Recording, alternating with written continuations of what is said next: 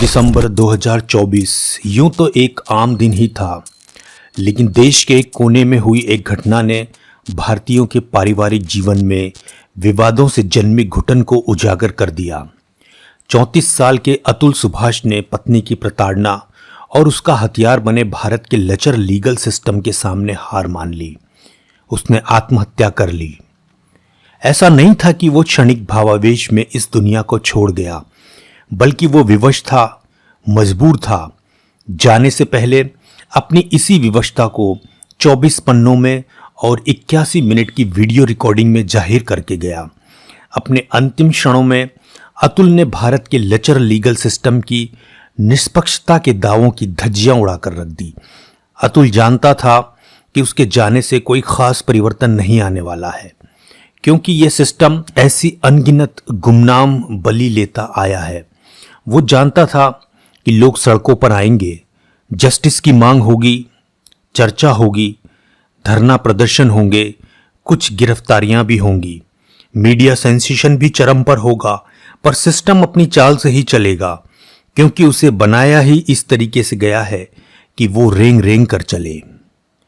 इस घटना के बाद ऐसी कई केसेस, रिपोर्ट्स होने लगी। एक लहर सी आ गई। देश के कोने कोने से पत्नियों से परेशान पतियों की आत्महत्या और पत्नियों द्वारा पतियों की हत्या की खबरें तैरने लगी।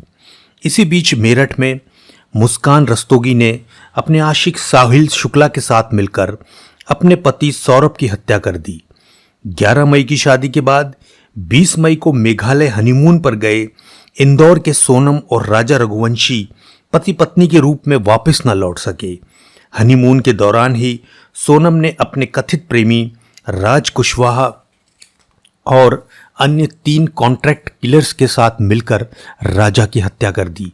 ऐसे अनगिनत केसेस हैं जहां पति पत्नी के विवाद दोनों की ही युवावस्था को कोर्ट कचहरी पर कुर्बान कर देते हैं, क्योंकि सिस्टम की अपनी ही चाल है। उसकी कई परतें हैं, कई श्रेणियां हैं। बस आप लड़ते जाइए, फैमिली कोर्ट से सुप्रीम कोर्ट तक दशकों निकल जाएंगे, नतीजा सिफर ही रहेगा।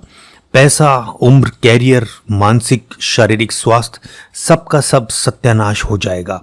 अब जाहिर है कि हर कोई इतना क्षमतावान और धैर्यवान नहीं होता, तो कब व्यक्ति टूट कर बिखर जाए और हत्या या आत्महत्या जैसा खौफनाक कदम उठा बैठे, ये कहा नहीं जा सकता।